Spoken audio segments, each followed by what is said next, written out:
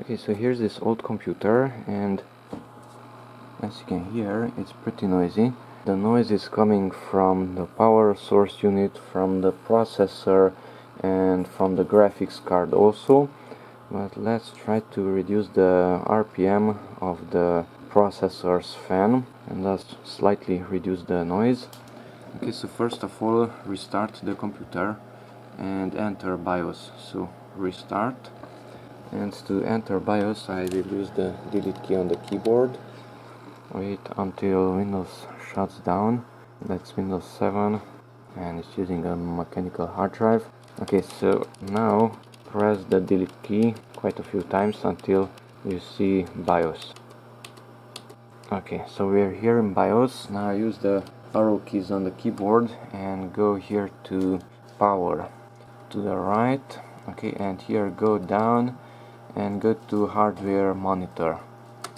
Okay, and here we have smart Q fan function. Currently is disabled. Press enter on it, set it to enabled. Okay, and here we have two options, this one and this one. So it's set to 48 degrees, that's the start speed of the fan, and that's the full speed of the fan.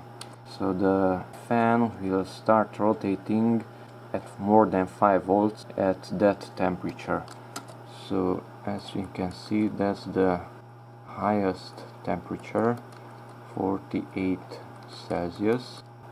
Okay, so it starts spinning faster only at the highest temperature available, and it will be at full speed, full RPM, at also the largest available temperature, which is in this case 75 degrees. Okay, and I will save it using F10.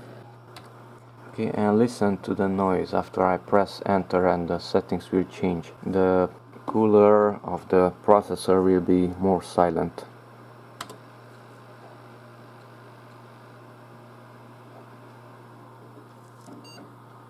Now there's the difference.